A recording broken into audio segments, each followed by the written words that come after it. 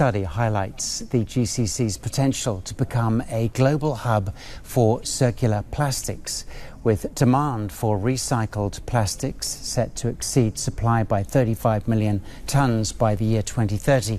The region could play a vital role in closing the gap.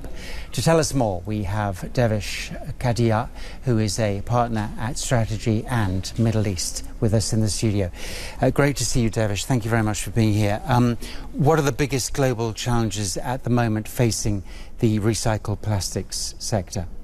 Thanks for having me. I think the biggest challenge, as I say, is world wants more recycled plastic, but the supply is lagging. And the biggest bottlenecks are on the supply side is around feedstock availability, regulatory support, and really the intent to invest in a new technology.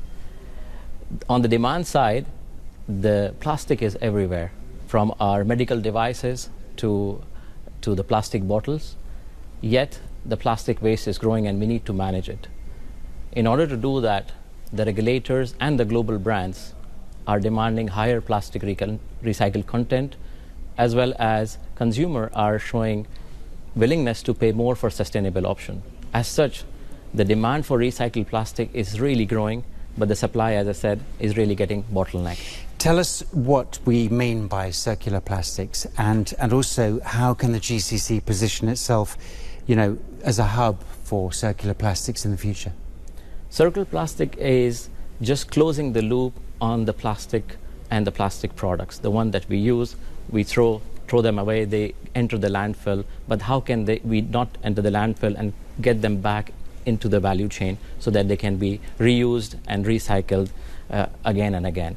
GCC is really well positioned to be part of this circular economy because of its clean and reliable energy, because of its investment in innovation, and GCC sits at the heart of Asia and Europe, with Asia being the supply of plastic waste and Europe being the center for demand for recycled plastic product. And this really plays well to the GCC strategic strength and competitive advantage, which we believe is the reason why GCC really can be the winner in the plastic circular value chain. Now, your recent report did highlight chemical recycling as a promising alternative.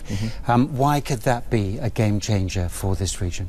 Yeah, chemical recycling is versus a traditional plastic recycling, which we call mechanical recycling, is able to handle very complex plastic waste, which are typically mixed or contaminated plastics.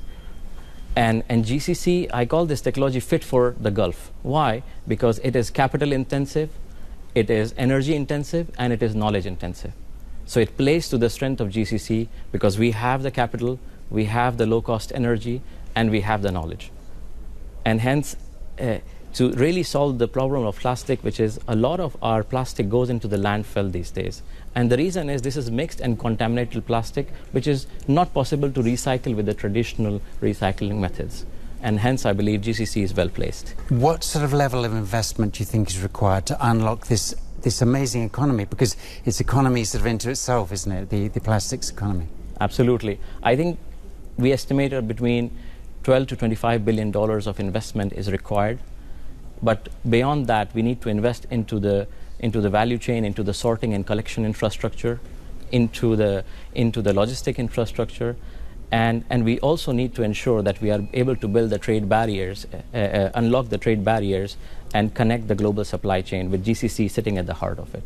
How important is collaboration, between the government, private sector, and consumers as well? Collaboration is foundational. We will not be able to build a circular economy without that ecosystem coming together. The government needs to put in the right policies and reforms. Industry need to invest into infrastructure and scale. And the consumer need to participate in waste segregation as well as into demanding the recycled products.